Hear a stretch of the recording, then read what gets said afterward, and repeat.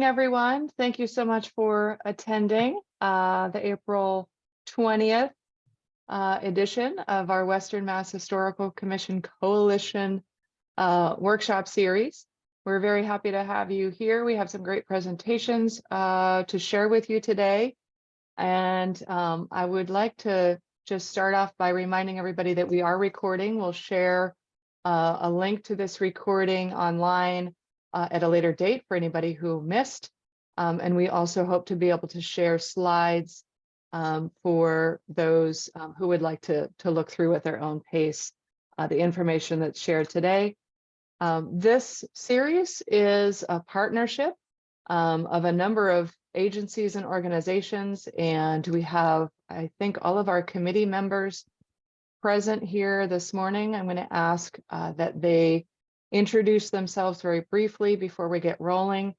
I can see most of them despite the multiple pages of attendees here, so I'm going to start with Jen Doherty. Good morning, everyone. I'm Jen Doherty, the Local Government Programs Coordinator at the Massachusetts Historical Commission. Thank you. Beth. Hi, thank you. My name is Beth Giannini. I'm the Transportation Program Manager at the Franklin Regional Council of Governments, and we're happy to be partnering on this workshop series. Thank you. Shannon. Hi, everybody. I'm Shannon Walsh. I'm the Historic Preservation Planner for the Pioneer Valley Planning Commission. We cover Hampden and Hampshire counties. Okay. Ben Haley. Hi, everyone. I'm Ben Haley. I'm the National Register Director at the Mass Historical Commission. Chris Skelly. Good morning. I'm Chris Skelly, Berkshire Regional Planning Commission. I'm a project specialist, part-time at BRPC, and happy to be able to continue doing some historic preservation work. Thank you, Chris. Any other committee members that I missed? Okay.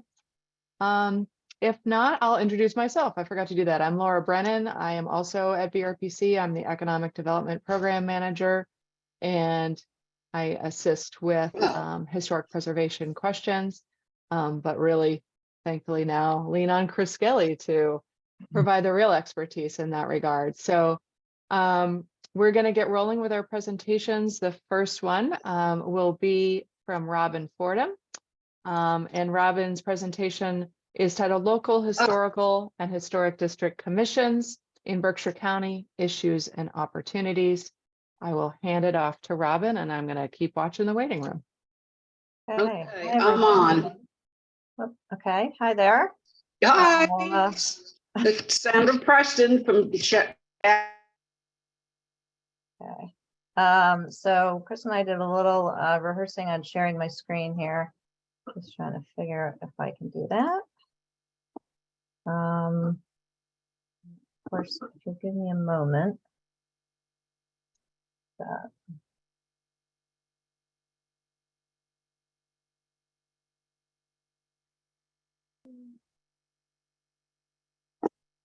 And if somebody can tell me if they see my first slide. Yes. Okay. Okay, so it's a pleasure to be here. I'm Robin Fordham. I am a recent graduate of the University of Vermont Historic Preservation Program.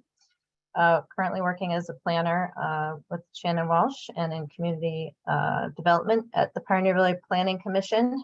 I have been on the Amherst Historical Commission and currently serve as chair. I started there in 2018, and I'm also the Historical Commission representative to the Amherst CPA committee. And I'm presenting to you today on my summer intern project that I took as part of my coursework at UVM. I worked with BRPC and with Chris Skelly to develop a report on the state of the commissions of Berkshire County. So the idea of this report was to create a status report containing an overview of all the active commissions in the county, and to provide a snapshot of each commission activities that they were up to, their construction. The purpose was for guidance for the Berkshire Regional Planning Commission in order to be able to provide effective support to their commissions And also ideally as a resource for commissions to take a look at their own status and the status of other commissions and get a sense of what the lay of the land was. As many here are probably familiar, the role of local commissions is to promote and protect and preserve the historic resources of their city or town. The importance is that these commissions help municipalities lay the groundwork necessary for effective historic preservation planning. They also educate the public about their local historic resources, and they can protect threatened resources at a critical hour. Activities that commissions may undertake: maintaining historic resource inventory, providing education and outreach, creating and administering local historic districts, and administering demolition delay bylaws, and advising other boards and committees in the municipality.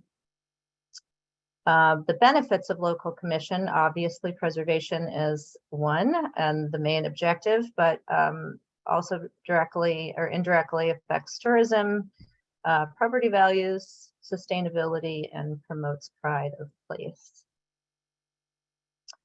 The unique thing about historical commissions and local historic district commissions is that they are civic bodies, but they are staffed by volunteers. They sometimes have regulatory powers and usually have advisory powers that require a certain level of training and expertise. And this combination of individuals' training and expertise and powers we would refer to as the commission's capacity, which was what we were trying to measure in this report. Berkshire County is the westernmost county in Massachusetts. 32 municipalities, ranging in population from the city of Pittsfield at 43,927 at last count, to the tiny town of Mount Washington with 160 residents. There were 34 active commissions at the time of this report last summer. 30 of them were historical commissions, 3 were historic district commissions, and 1 was a combined commission. And what that adds up to is that one size does not fit all when it comes to guiding a local commission. To start our process, we developed a survey and distributed it to all the active commissions, asking questions about commission structure, how many members, whether alternates were used, the particular responsibilities of the commission, any current challenges that they were facing, any recent successes that they felt like reporting, training and other historic preservation resources that they had engaged with, and the 5-year goals for their commission. We also asked a couple of open-ended questions to give them a chance to speak in their own words as how the BRPC could best assist them, any general comments they wanted to forward. And then we asked 2 questions around emerging issues that I thought would be interesting to kind of get a sense of. One was in relationship to equity and representation in terms of commissions and the work that they do. And the other was commission's feelings about the impact of COVID-19 and the switch to remote meetings. And I'll get into conclusions about those toward the end here. We also documented each municipality's historic resources, so their local historic districts, their National Register districts, their National Register individual listings, and the status of their historic resource inventory. Now, by inventory, I'm going to go to the next slide here. We mean the number of resources listed on MACRIS and the extent to which those resources are up to date. So I think if I'm recalling correctly from my memory, about the mid-90s, the requirements for what would be considered an up-to-date Form B inventory form changed. So inventory forms before that time generally need to be updated and expanded. So in order to demonstrate a town's status of their inventory, I took the data from Macris and I plotted it on a graph like this. Here we see the town of Lanesboro. And those blue lines indicate the number of resources that were entered into Macris during those years. So from the town of Lanesboro, we can see there was a lot of activity in the early 70s and the early 80s, which is pretty typical for most communities. And then not much activity since then. In contrast, here's the graph for the city of North Adams, which has the same spikes of activity around in this case, the late 70s, the mid 80s. But then you can see that North Adams has been pushing in the 2010s and toward the 2020s to update and expand its inventory. And that's the kind of graph we're looking for to see if to represent for communities so that they could see visually where their inventory was at and what kind of work they needed to do. We also asked communities whether they engaged with certain preservation planning tools, whether they had a demolition delay bylaw and the length of the delay, if they have one, and whether they are participating in the Community Preservation Act, which allows a municipality to dedicate funding to historic preservation projects within their municipality. The result of all this was a commission snapshot for each town, a 1 to 3 page summary for each municipality. This allowed for a quick assessment of the commission's capacity and the status of their historic inventory, and looking from community to community to compare and contrast the experience of different commissions in different towns. The conclusions that I drew from this, the first one, not surprisingly, commissions are varied in their capacity and responsibilities. And I consider this one of my favorite graphics here. These are the 20 historical commissions, active historical commissions that responded to our survey in Berkshire County. And each of those colored markers represents a different activity that they undertake. So you can see there's a couple of there that are dedicated only to one activity. And I believe it is the town of Great Barrington, I might have that wrong, that actually takes on all 9 that we surveyed for. We also determined that commissions and commissioners are very eager to access further training and resources. Their most interest is in understanding the role of a local historic district commission, and also the basics of historic preservation planning. So a lot of interest in developing their expertise and getting further training.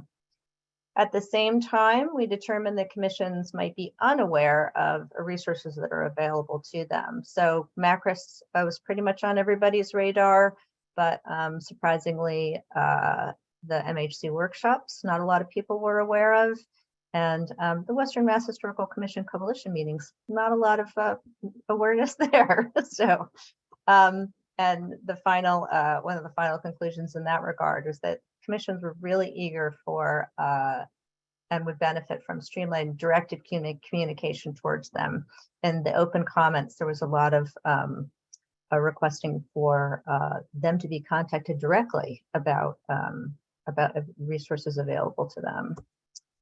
As far as the emerging issues question in terms of equity and representation, there was pretty much a demonstrated need for more training around that, both in terms of how to recruit diverse members to commissions and in, I would say, non-traditional ways of telling historical narratives and recognizing non-traditional narratives in their communities.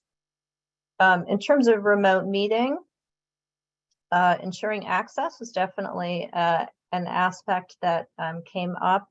Some communities had challenges with equipment or broadband connections, and then there was just a general need for support in terms of engaging with online platforms in different communities. And I think there's, there are generational issues there, and some people also expressed there was an expression of the convenience and the opening of participation in remote access, but also a desire to meet in person from time to time. So recommendations, communication to commissions would be a great idea. Current contact lists, newsletters, so that people are getting things in their inboxes that alert them to training or education opportunities in a kind of a real-time context. Providing technical assistance so that commissions can get off the ground with things like survey plans, closing digital divides where they exist. And there seemed to be a lot of interest in coming together in formats like this. I think there's a particular request to have something like this in person for an annual retreat where commissions can meet and talk together about their different experiences. And this is a section of my presentation that I developed specifically for this presentation and this audience. After doing this project and after writing up the report, I kept thinking about how we had met with a couple of commissions in person and how engaged, active members might not know the most effective place for them to step in to make progress within their community.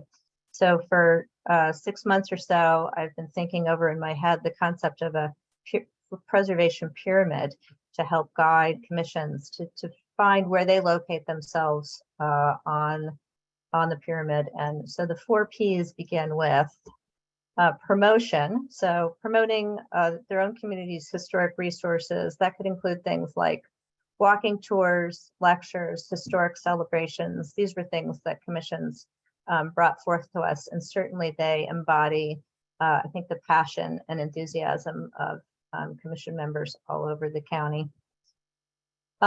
Advising boards and commissions, I think of that as sort of an internal form of promotion. Sometimes boards and commissions and other committees within a municipality might not appreciate a particular historic resource, and commissions can really play an important role there. The next P in the process would be to prepare. So this would include things like trainings so that commissioners can learn more about preservation planning or about particular areas of architecture or history that are related to their town's historic resources. Also researching individual properties that the commission might be concerned about. We met with, I believe it was Clarksburg's commission, and they had assembled a whole bunch of information. They weren't quite ready for the planning process in terms of undertaking a survey because they didn't have funding. But in the meantime, we encouraged them to continue to do research on those properties so that that information would be available to a consultant when they were able to hire one.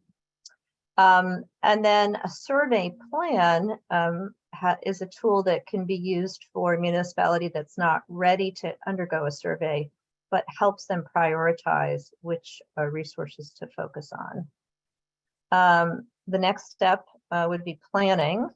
A preservation plan should be part of every community's preservation overarching program. And so commissions should assure that their community either has a preservation plan or that it is updated on a regular basis. I think the current recommendation is for municipalities to update their preservation plan every 5 years.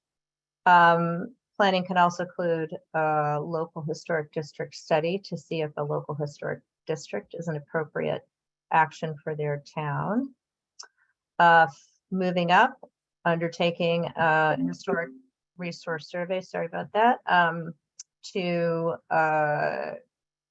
that's a broad official plan, usually working with the MHC to survey resources of the town and update records that need updating. And then National Register nominations, one might think of that in the promote category, but National Register nominations depend on updated and inclusive inventory in order to move forward with the MHC. So that's why they come a little bit higher on the pyramid. And then finally moving into protecting, which is I think what people kind of jump to when they think of historic preservation. These are actually kind of higher order activities. CPA funding is a great way for municipalities to begin the protection process that allows for CPA funds to be applied to historic preservation projects within the town. An active local historic district allows for the certificate of appropriateness process, which can protect properties within local historic districts. And then finally, the demolition delay bylaw, which can impose a delay of municipalities choosing in order to allow time for other preservation efforts to come to the fore. So that is my presentation. I hope I kept in time. You did just fine. Thank Okay, you. great. I'm going to stop the share for that and just quickly offer the opportunity to ask a couple of questions of Robin before we move on. If anybody has anything they would like to ask or share. Some of you were part of the research process that Robin undertook. Thank you for participating in that. And Robin, thank you for everything that you did for. No, it was a pleasure. Yeah. Great. Okay. I'm not seeing any hands raised either virtually or for real. So we'll move on to the next presentation, which is titled Divide and Conquer, Recent Projects by the Ware Historical Commission. This is going to be presented by the power trio that you can see on your screen of Alice Atkinson-Bonasio and Lynn Caulfield and Lorrie Willette. If I pronounced all of those correctly, you can. Okay, great. Take it away, ladies. So we are just 3 of a 7-member commission, and every one of us does a little bit, pitching in to make sure that we get all our goals met. And we have created a 10-year preservation plan, and each commissioner has taken on a different part of that. And Lorrie is going to start by talking about one of the fun things we do called the historical book hunt. Did you want to try and share the presentation at the moment, or like I have the we have some pictures. Yes. There we go. So if I play that, actually, I will share my screen. Let's try.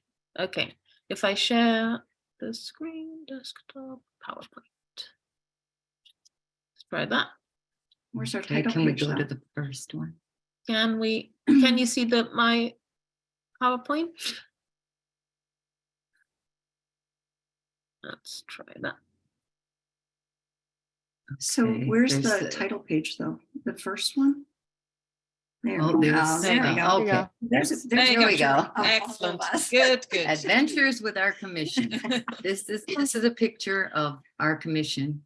And I'm Lorrie Willette, and I'd like to talk today about a fun activity that the commission started last year, and it went over so well that we're doing it again this year. One of our longtime historical commission members, Kathy Galford, had read about a community that had a town-wide book hunt.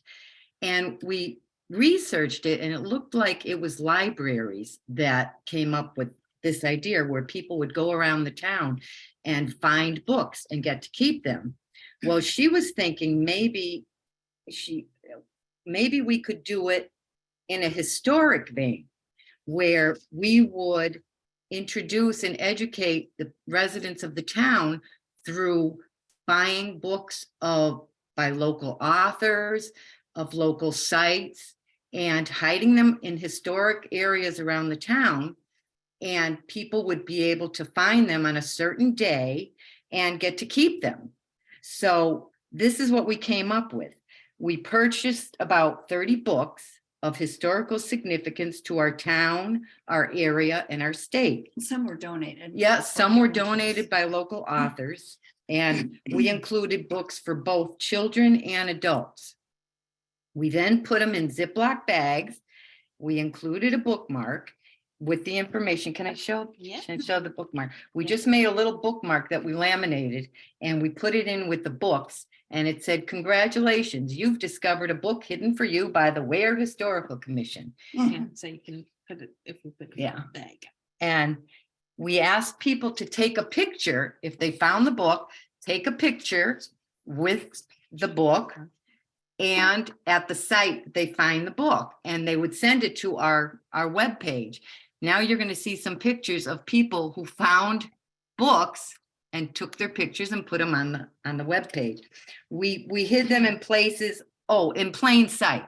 I mean, it was very obvious if you walked by one of these historic places and found a book. We hid them at the meeting house, the Grange, the town hall, different churches. We live near part of Quabbin Reservoir is in our town, so we hid them there, local cemeteries. And it just was a fun day. We advertised to the town when the date would be, and they had all day to discover the books. We had to hide them in the morning. And I think mostly all the books were found. But it was really a great way for people to get out on a beautiful day, discover some of the historic areas of town and some of our local authors. So I can show you a few of the books that we, some of the books. Here's The Kaplans of Ware, Massachusetts. Did this. For children, we have a book about Quabbin that I don't know, Letting the Swift River Go. And we had other books about Massachusetts for children. And I think you found a book too, didn't you? Yes. So that's the So Alec was new to the community and we needed a new member. yes. So I remember going to the Ware town hall and Kathy Galford, another historic member commissioner, actually we just got chatting because I was registering my dogs and I had just moved in. So I think she drafted me on the spot for the it's like, actually you're joining us. So I think a few days later I found myself in your first meeting and it was just the weekend before the book hunt. So it was a good chance to go around town, and I think walking around a town is a great way to get to know it better than driving. So as you're looking for books, I think that's a great excuse. And Ware is actually a nice town for walking around. So this is the book that I found in front of the town hall. I say me, but it was the picture that I posted, which I don't have here to share, is of my dog finding that book. But so yes, it's another fun thing, because yes, you can take your dogs around for a walk and as you do your book hunt. So this is a historical anthology of the town of Ware from 1961 to 2011. So again, very informative, and that was great fun. are we good? Yeah. So, Yeah. another thing that we've been working on for quite a long time is our town hall, which is a historic building, Richardson Hartwell building, gorgeous, once called the Opera House. And it's our current town hall, which we are grateful for because it means that there are people in and out all the time. But one of the things that happens in communities like this is we had a team of young people that were looking for work, and the town manager thought they might be great at painting, and we have this beautiful great hall, and it turned out to be a pretty disastrous project. So afterwards we petitioned the town hall and the townspeople to get a real paint job, because the teenagers really couldn't go up on the scaffolding. They didn't have insurance for that. The supervision was kind of lacking. You know how these things go. So the townspeople were on board. We created a group of people called the Friends of the Ware Town Hall to raise money for us. And they did contribute $5,000 towards the paint job, and the town agreed to do the rest of it. And we had a great painter, Pennington Paint, who came in and went above and beyond. The next slide actually shows some of the pictures of them. But it's funny, the last presenter was talking about meeting on Zoom. And it was during the pandemic that we did this. So we had 7 women on Zoom, and it was obviously going to be challenging to pick out the paint color. So 2 of our members took it upon themselves to paint big panels with all the colors that we were looking at and put them against the wall. And of course, again, it was during the pandemic, so we had to go singly or in pairs to go and look and make votes along the side of the wall. Which ones do we like? Were there any we could eliminate? So, and we got our group, Friends of the Ware Town Hall, to get in there and vote also the people that were working in the town hall. So it was quite an extensive thing. And I want to say, I think it was one of my finest moments that I was able to get everyone to agree on the 3 paint colors that we ended up choosing for the Great Hall on Zoom in a 50-minute meeting. I did have to say to one member, I'm sorry, if you can't decide right now, why don't you abstain and wait till the end? And then if you want to vote, then you can. And she was able to do that. So that was really great. One of my finest moments. Awesome. And on the next page, you'll see 2 of our members working on the stairs. So we had this beautiful paint job done, and they had these terrible, terrible stairs. You can see there was green shag carpeting on them and staples. And again, a couple of our members took it upon themselves. We all actually went in and worked a little bit on it to refinish the stairs and get that shag carpeting off of it. And they look so much better now. So that was one of our adventures during the pandemic. Oh, you sure kept busy. So Lori's going to talk a little bit about creating the Friends of the Ware Town Hall. Yes, we as a commission couldn't raise money ourselves. So there was a small group of very active, passionate residents who decided to create the Friends of the Ware Town Hall. And this was only in 2018, I believe. Yeah. So you figure we had 2 years of the pandemic that they really couldn't do much, but they, in that time, they have raised about $30,000 for refurbishment of the town hall, just through, they had a giving campaign, but they've done things like they've had fashion shows. They've had a wine tasting just recently. Yep. And they're just fabulous. They care so much about it, and they just want to keep on coming up with. I think they want a garden tour. Yeah, they want just townwide things that people enjoy doing, and because they're so well known in town, they can get a lot done, and they've been a great help to us. They have. Yeah. And Alice? Yeah, and so one of the things I did when I started getting involved with the Historic Commission was then a lot of the friends of the town hall came to our meetings, and I got to be interested in their work as well. And so it seemed to make sense to join, those activities. So I also became a member of the Friends of the Ware Town Hall, and I think it's really useful to be able to join all these different groups, and a lot of people are in multiple groups as well. And I think that just bringing all of those efforts together, as you say, there's limitations into like what some organizations can do as opposed to others. So if we all pitch in and do different things but are more coordinated, I think we can achieve more. So that's the ambition, is to connect a few of these awesome groups that are doing different awesome things so that we can do bigger awesome things together. Alice's goal from the preservation is to create a consortium of all the groups that are interested in historical things. So she's already started by joining the Friends of the Ware Town Hall, for which I am very grateful. Yep. So the next slide is about the brick repointing on the outside. Here's our town hall. You can see how gorgeous it is. And we did, again, we got a Projects Preservation Fund grant to start the brick repointing.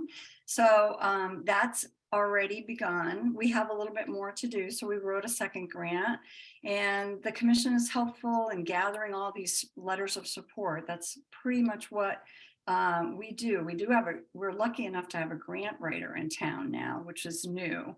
In the past, our town manager, who has been very supportive of us, does write the grants.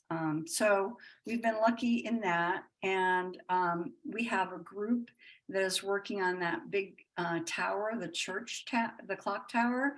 And they've run all the electricity to make the clock work again, and do different colors depending on the season. It's very Yes, festive. It is beautiful. And it's been a real joy to work with people that take part and contribute. Everybody on our commission takes a different role, and we all just work together very, very well. So that's our presentation. Anything I forgot? No, I don't think so. I think that's us. Okay. Okay, thank you so much. Are there any quick questions for the Ware group before we move on? Did all of the questions in the chat get addressed that were put forward? I think we covered the budget question.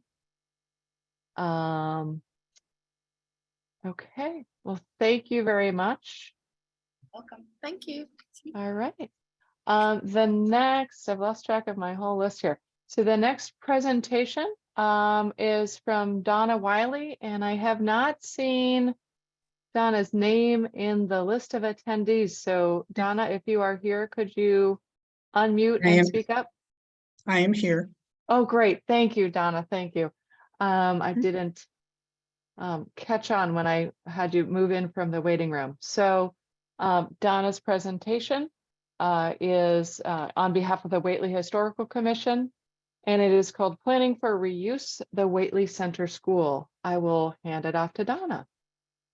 Thanks. I need to make a correction immediately, though. I am not talking about our center school. I'm talking about a project we worked on called Hidden History. And I will share my screen and start to do that.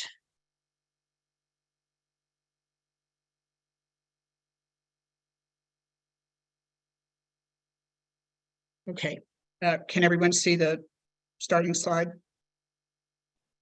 Yes, thank you. Yes, okay. So you asked me to start with a little bit of information about Whately and my role. Whately is a small town, 1,600 people, just over, and with very few town staff members.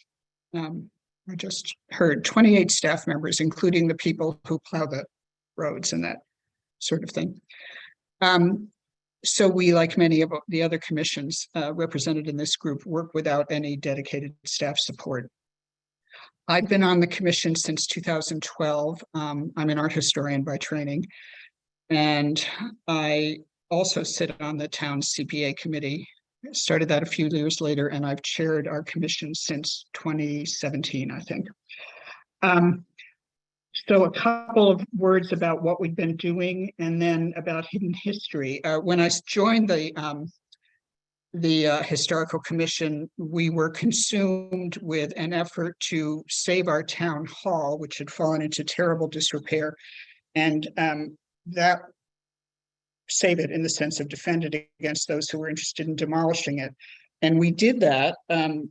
Partly, we also constituted a Friends of Town Hall group, and we raised $185,000 in private gifts out of the $1.5 million of total cost. The rest of it was state money and a wonderful fortuitous chunk of money from the sale of a cell tower that the town had owned. So that was finished in 2018. The other things that we've done as a commission, we have in the past few years had the town approve several new scenic roads, which is helpful to us. We've been doing some self-education. We're learning about stone walls. We actually engaged an undergraduate at UMass who was doing GIS work, and Zach worked with us to help map the stone walls in this town. That was super. And we are right now fleshing out more detailed guidelines for our planning board and developers about how one might identify likely pre-archaeological or archaeological sites. We're using some resources from UMass again. And we are, in fact, working to protect our empty center school, but there's nothing to say about that right now, except that I've been working with Michael Steinitz to develop a preservation restriction document for that building. So, hidden history. I should say, maybe before I start talking, that we're fairly mindful of the distinction between an historical commission and our town historical society, which is an independent 501c3 and quite active. But this project probably blurs the lines, and I'll tell you about why it does. You're looking obviously at a map, the landing page of our digital map. Whately had its 250th. Well, it was to be in 2021, but for all the obvious reasons, most of the activity took place in 2022. Townwide committee, most of the planning was focused on events and activities, sort of ephemeral products. And as an historical commission, we decided that if we were to put some energy into this, into doing something for the 250th, we wanted something that was lasting, informative, different, and would appeal to multiple cohorts. We decided that we wanted something that would be on a digital platform, easily accessible, that could accept additions and edits over time, and that could allow multiple editors to develop. 3 out of the 5 historical commission members worked on this together for about 3 years. We engaged a web designer to advise us, and this took us a really long time, just trying to figure out what platform we could use because we had no budget. We certainly had no budget for ongoing maintenance, and we had, well, I'll get to that in a minute, we ended up with a tiny budget for development. So our web designer knew that our top priorities were flexibility and legibility and easy maintenance. Again, amateurs, volunteers, no budget. It was lots of fun to determine the content.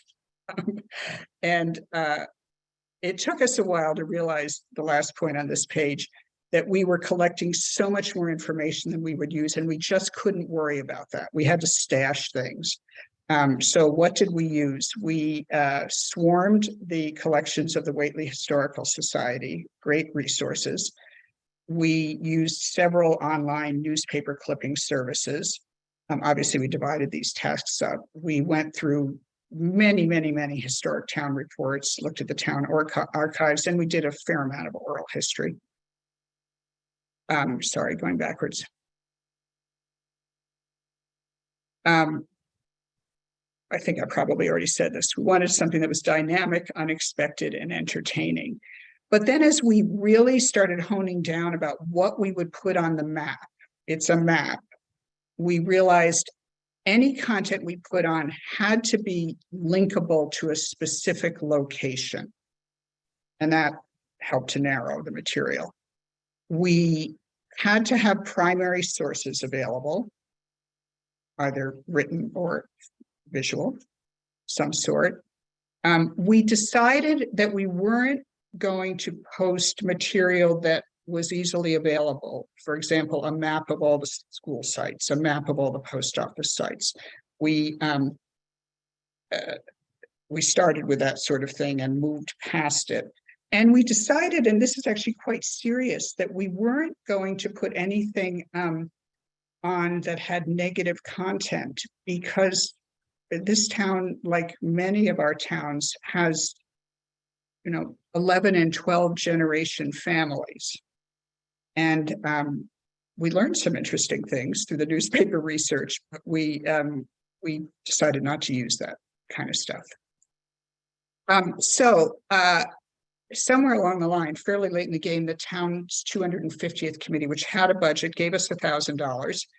I think we spent $850 of it, and that allowed us to ask our web designer to help us do some initial setup that we really couldn't have done on our own. She was kind of volunteering for us, to be really honest. The town administrator was very generous and said we could situate the maps on the town's website. Many people helped us. We connected with Historical Society representatives in Williamsburg and Conway and Deerfield, our adjacent towns that helped us. And then before we went live, we recruited a focus group of first reviewers. The youngest and actually most useful is 14, the oldest a little over 70. And that was great. That was really worth it to do that. Oops. So, as I said, it resides on our town website on the Historical Commission page. This link works, but I'm going to show you how to get to it on our town website. The platform we ended up using, we looked at 7 or 8, I think, websites that are designed for mapping, and they were all too complex for us. And a number of them had subscriptions, which we couldn't do.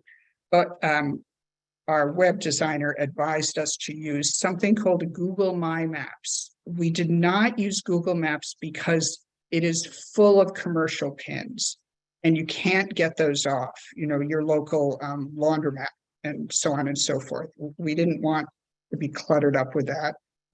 We wanted the editing to be pretty easy. It's pretty easy.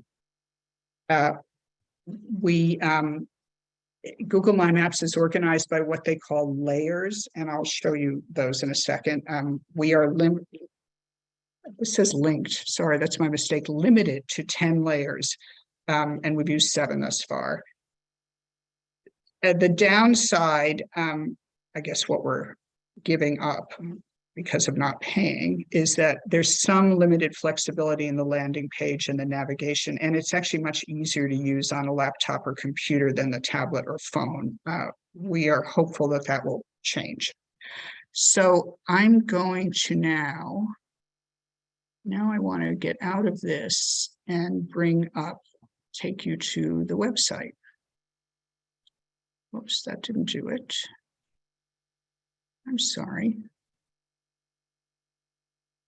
Thought I had this. Oh, so there we go. There we go. Oops. Now I've stopped sharing. Okay, I better share again. There we go. So we're now on the town of Whately, Massachusetts. And actually, I'm going to go back. I forgot to mention something we did, this researching Whately history. 5 or 6 years ago, we did a workshop on how to learn about your old house, how to use Macris, how to use Find a Grave, that sort of thing. And it's all posted if you ever want to look at it. So here is the introduction to hidden history. We're not going to read it now, but I'm just going to show you that we have introduced the 7 layers that we've used. You can see that. And now we're going to go to the map.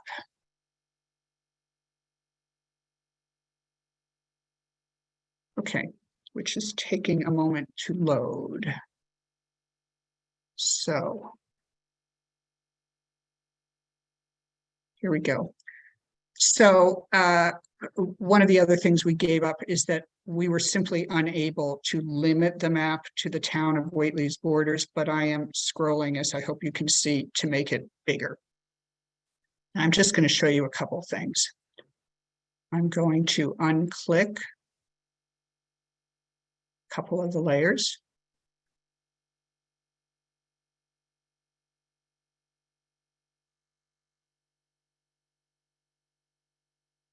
So this is our recommended starting point. This is probably true of many towns, but Whately is bordered by, I think it is actually 32 stones. And the select board, until fairly recently, used to walk them every year, I think. We mapped every stone that is still standing. one of our trio was really intrepid about getting photographs. Actually, I'm sorry, I'm not going to show you that one. I'm going to show you one with a stone. So here is a Whately Williamsburg corner. And if you click on the photograph, you see the stone. We must have two pictures of this stone. They're really fabulous. They're all different, and many of them are marked with the initials and the date of the inspections, both by Whately representatives, and in this case, this is one of our borders with Williamsburg. So we have that. I'm not going to dwell on that too much. Because our 250th was in 1771, another thing that we did, and they are mostly the blue markers, is that we mapped every house that we know existed in 1771. Most of them are gone, of course, but when they're still extant, we included a photograph of the house. And we also included things like one of the earliest neighborhoods in Whately, thinking that people who lived in that part of town might be interested, might not know that.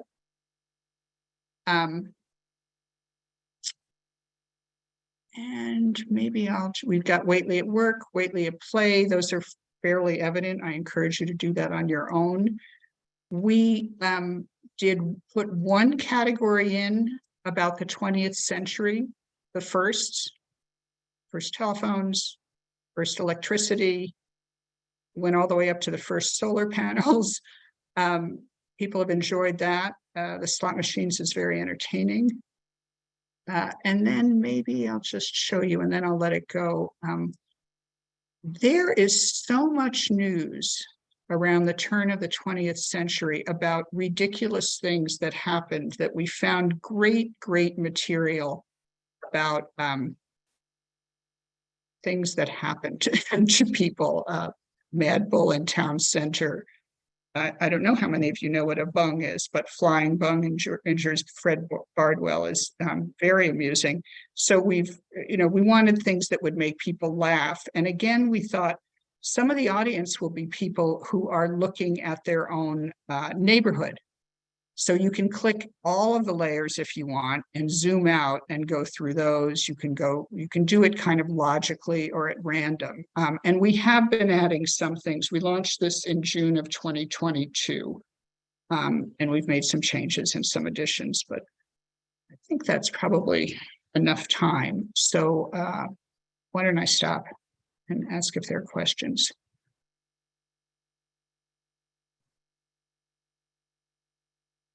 Okay. Donna, thank you so much. And again, I apologize about the incorrect title of your presentation. I was looking at an outdated list and didn't realize it, but it's wonderful to we had see. a question, Yeah. if that's okay. What kind of, this is all really high level, wonderful stuff. Like, what kind of support did you have? Did you have like web experts and project people come in, volunteers or otherwise? We had nothing. We had nothing. I mean, we are 3 volunteers, one of whom is still working very much full time. We engaged some 16-year-olds to give us some advice. I'm sorry, I should have Juliet's name, the web designer, because she was great, and I would send her a note and say, we can't figure out how to do this. And that sort of thing. The town's website provider was quite useful. I mean, this Google My Maps is something that people use when they drive around the country for 6 months and track where they have been. Wonderful. Impressive. It was really a good learning experience. And I mean, I shouldn't say we had no support. The longtime town clerk was fabulously useful. And, I would write to her and say, I can't figure out when cell phones were first introduced in this town, which meant we went through contracts together and that kind of thing. And the archivist at the local historical society gave us hours and hours and hours. But in terms of digital support, well, Alan McArdle, who was my predecessor as chair of the commission and is an archaeologist, revealed a complete well of understanding of how all this works that surprised the other two of us. That was terrific. When we really got to making it live. I saw someone said how long it took. We worked on it for 3 years, but intermittently. And probably the first year was trying to figure out what is it we're going to deliver. Huh. Wow. Great job. Wow. Really interesting. Yeah. Thank you. It looks like Robin has a question for I you. do have Beth. a question. I couldn't find the raise your hand button on my screen. Yeah, no, I wanted first of all to say, oh my God, this is magnificent. I started working with a little bit with this platform for the Mill River project, which is a walking rail project around some mill ruins in North Amherst. And this is so great because it's such a great model for what a map like that could become. I can't tell you how excited I am. And I wonder if out of this meeting, somebody might host a training session so that people aren't reinventing the wheel with every project. And then I had another question just about in terms of telling a town's history. My background is in women's history, and also when I was an undergraduate, I did a senior thesis on African-American women as domestics in Washington, D.C. and how they unionized. And so I'm always looking for the histories that aren't told. And some of those histories are darker. But I'm curious how if you engage that level as you were going here, how do you look for those? And this gets a little bit back to my presentation about representation of kind of non-traditional narratives and Right. who you pull in to tell those stories, because Right. that we have to be careful when we're constructing. Dominant voices don't want to construct non-dominant narratives at all possible. Right. It's a very good question. We were simultaneously, I was simultaneously, as it turns out, working with the archivist of the Historical Society, who did an essay, an illustrated essay that is an update of the town's history. And that includes, although it is short, much more information on the history of women in this town, and also on the record of slavery. We are tiny, and but there are documented records with a name of one enslaved person in this town, and of course we know that there were others, and we are immediately adjacent to Deerfield, which has a greater amount of documentation. It's interesting that you mentioned women, though, because I have other projects that I'm involved with, but I have been making notes about using one of the 3 remaining layers to do Women of Whately, and kind of tracking some really, really interesting stories that take us, across the country and back. So it's just, you have to do enough research on your topic, your layer, once you decide it, to make sure. We actually decided we had to have at least 5 items, and we ended up with many more, but this will go on for a while. That's great. The other less documented part of this town's history, not unique to this town, is that when the European settlers came in, because of course there were residents here before that, they were almost all English and Scottish, until first some Irish and Italians came, and then a large group of Polish and Central European immigrants came too, because we border the Connecticut River and potatoes and onions grow here beautifully. I have been assembling a file of newspaper clippings about the Polish community that is from the turn of the 20th century, that is shockingly insulting, and haven't I actually don't think this format is the right format for that material. But Yeah.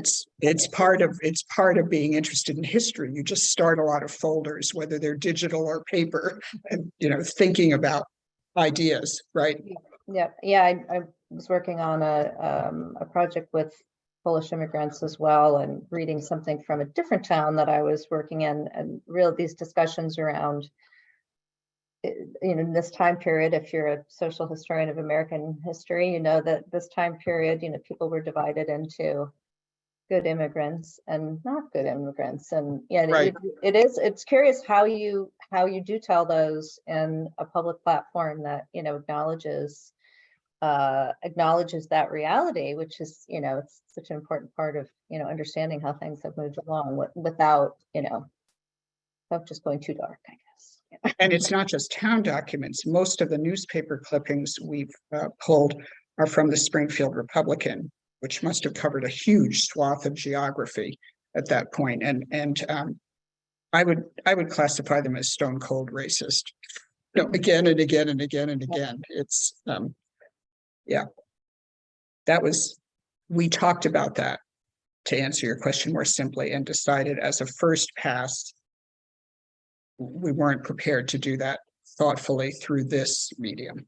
Yeah, that would be an interesting point to engage people at UMass to talk about how to tell those histories in this kind of context. Yeah, Historic Northampton is doing a great deal of good work in this area.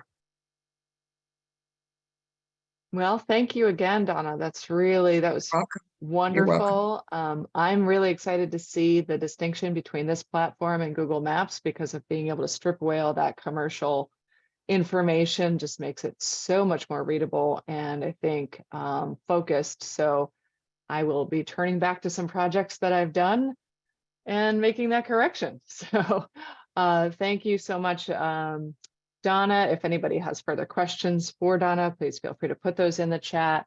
I'm also going to share, before we move forward, a copy of Robin's Berkshire County report and a link to where that's located on the BRPC website for anybody who wants to download that. And we will move on to our final presentation. Our guest speaker for this is Malcolm Fick, and he will be talking about spreading the word, developing a self-guided walking tour in Great Barrington. Malcolm. Thank you.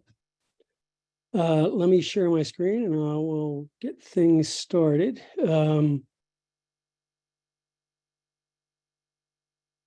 I could find my PowerPoint presentation.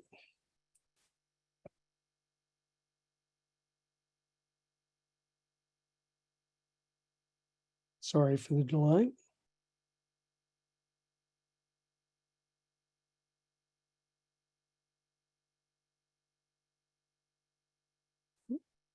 There it is. I'm going to talk today about actually a smartphone walking tour. I'm so impressed with the hidden history maps. It was so much depth, much more depth than what we have in our walking tour here. But and the layers are just impressive. But let me talk about our smartphone walking tour, and I'll tell you that our next historical commission meeting, I'm going to go through that map layers. Those are really impressive. But let me talk a little bit about our tour that we did on a smartphone. Let's see. Searles Castle is the most. Okay, the smartphone walking tour. Let me say first of all that I'm the chairman of the Historical Commission in Great Barrington, and we first published this in 2012. I first joined the Historical Commission then, and I probably in my third meeting I said, "Oh, hey, let's do a smartphone walking tour," and to my surprise, everybody said, "Oh yeah, let's do that." We had brochure tours, we had personal walking tours, And we adopted this smartphone approach, not to replace those, but to supplement the kind of tours that were going on in town anyway. This tour has been available for 10 years. In last year, we added a second tour, the Du Bois Freedom Center tour, which was created by the Clinton Church Restoration and the Du Bois Freedom Center. And I'll show you a little bit about that later on as well. But basically, a smartphone walking tour is composed of four things. It's composed of routes, meaning a map with stops on it. And then each one of those stops has a text, photos, and audio. We could also add videos, and we have in a couple places, and animation. And there's also a feature in this thing called geofencing, which means as you're walking along, if you approach a stop, it'll automatically come up on your phone and say, hey, you're here at Town Hall, or you're here at Mason Library. If you want to listen to the story, go ahead. Searles Castle. Whoops, let's see. Let me do a quick demo of the tour that we have, and I'll show you how it works. This is available to operate on Androids and iPhone smartphones. And somewhere here I have a, let's see, I have a tour. This is pretty much what it looks like on the phones. This is the opening page, and you can see there are two tours here. One is the Du Bois Freedom Center tour, and this is our older tour. And I'm just going to give you a quick overview here. To navigate the tour, you can page through the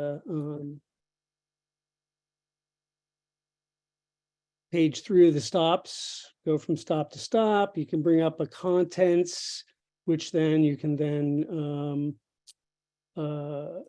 just jump right to the page for that.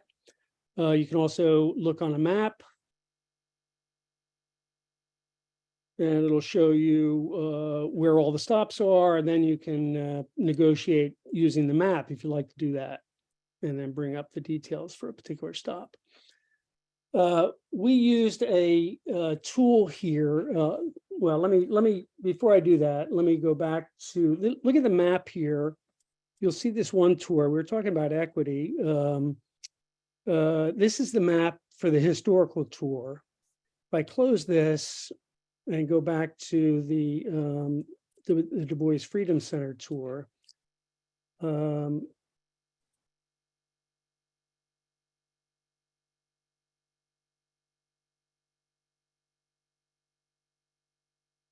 you'll see that it's a very similar map. It's the same town, many of the same routing. Let's get the map up here. And it looks very much the same. The difference being, of course, it's almost a difference between, I hate to say it, but it's really about white history versus Black history in the town. Although even on our historic tour, we have the Clinton Church and W.B. Du Bois sites. When you take the African-American tour, many of those sites no longer exist. So if we go through a lot of the sites that exist, like Du Bois' home on Railroad Street is long gone, Du Bois' birthplace is long gone, and that's really the story of two different towns, really, the historic and the Black historic. Let me go back to my presentation here, and I'll tell you how we got here.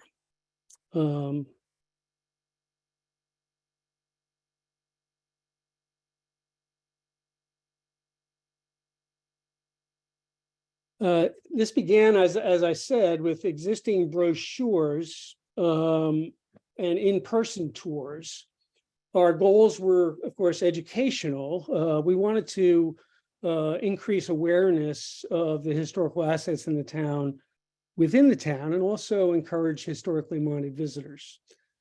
We built the tour using a tool called mytoursapp.com, which has since become part of a company called Story, STQ. That's not misspelling, by the way, STQRY. They pronounce it Story, and it's a cute little thing. It's a story walking.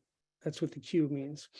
mytoursapp.com gave us the tools for building the site and then publishing it on Android and Apple smartphones.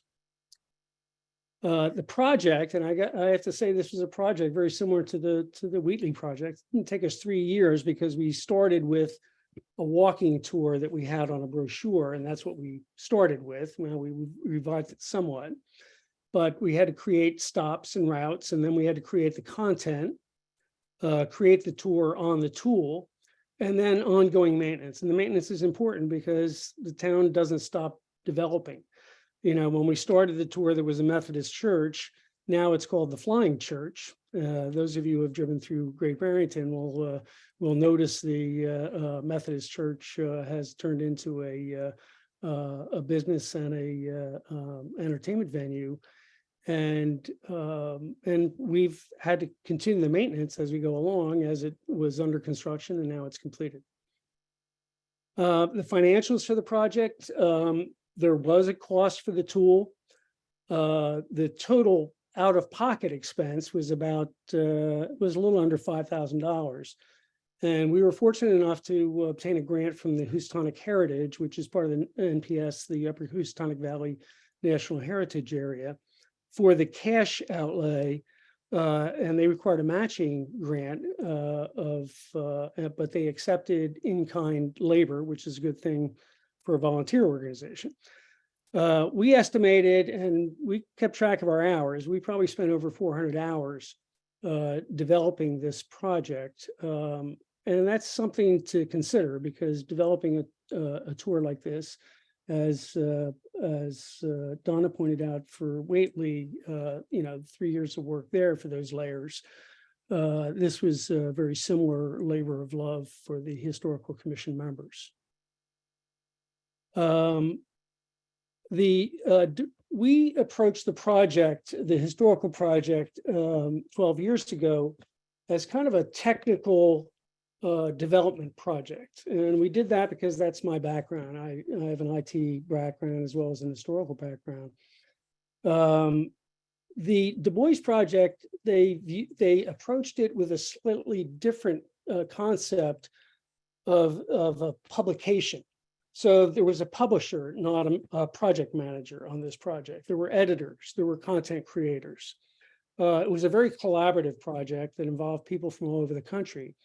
And they did a very good job of it. If you have an opportunity to download this app, you can download it very easily by going to either the Google or the Apple app stores and search for Great Barrington, and you will find look for the town seal and you'll find our tour. And both the Du Bois and the historical walking tour.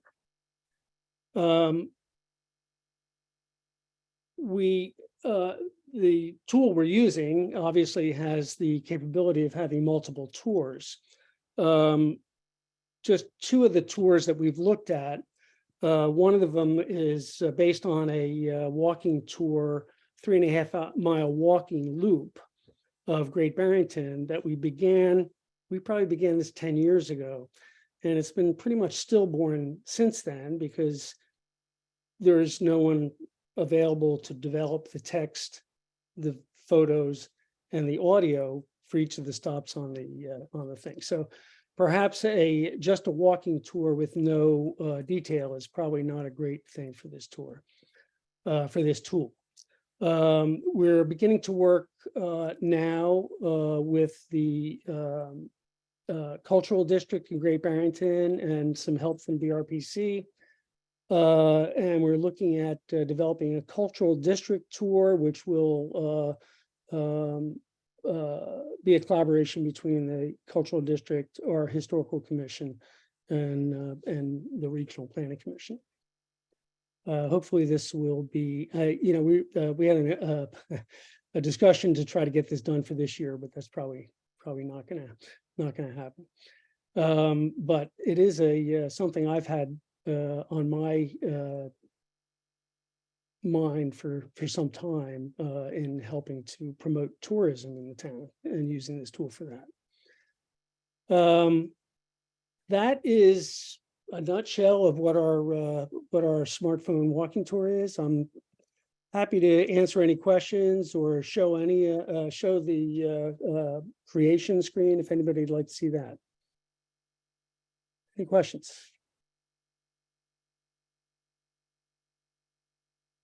Roberta has her hand raised. Yeah, thank you. All of these presentations were really fantastic, but I like this tour because I think it's something I can do with my students. I was wondering if you had incorporated any augmented reality into the tour. I gave as an example the site of the Du Bois home, where the home is no longer standing. There are some AR tools that would let a person see a 2D or a 3D image of something like the home when they're standing at the site. So I was wondering if you thought at all about incorporating that kind of thing, especially because, as you pointed out, for the African American tour, so many of the sites are no longer have buildings or whatever on them. Thank you. Yeah, that's outside my area of expertise, augmented reality. But I will say the tool allows you to put augmented reality content on any of the stops. So if you want to do that, you could do that easily. It accepts the whatever the file types are for augmented reality. Thank you very much. Thank you. And Tammy has a question. Hi, Tammy Walunas with the Southampton Historical Society. I'm just starting off with this and just trying to get information, but we've been talking about doing a tour of our historic Clark Chapman house. If we are doing it, do you think it's possible that if we already have the stops, the routes, the text, the photos, is it possible to get all that and then work it into this My Tours app? Absolutely. Absolutely. Yeah, if I can share real quickly, I can show you the content creation screen. I can do this. Well, I want to do this quickly just so you can see what's supported. Let's see. Let's see. I'm not sharing the right screen, so.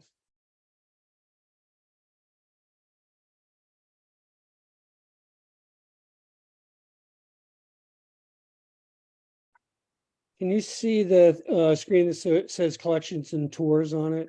Yep. Yes. Okay.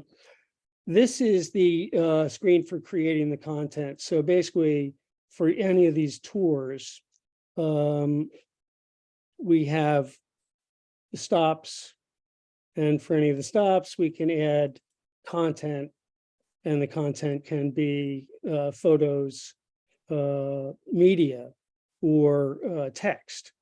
And the content is, let's see.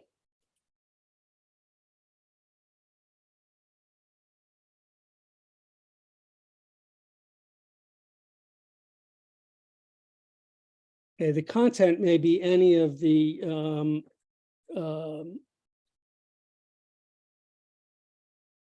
media items we talked about, which includes text, media galleries, prices, locations.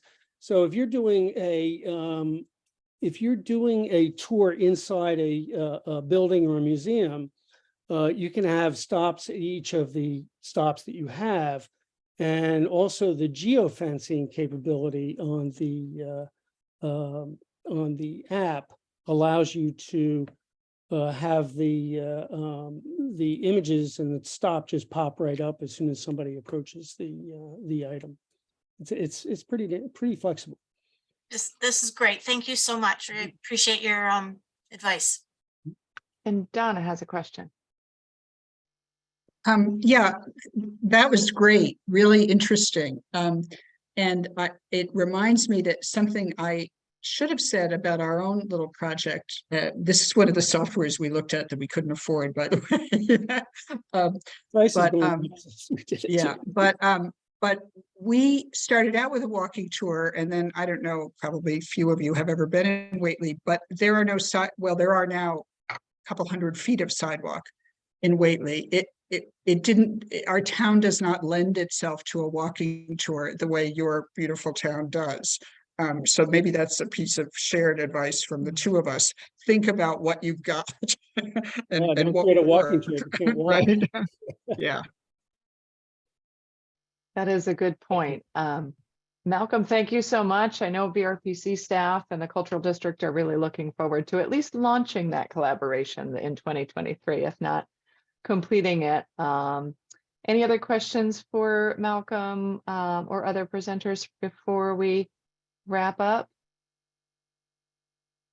All right, well, thank you to all of you again, attendees and presenters alike. It's always great to get this group together.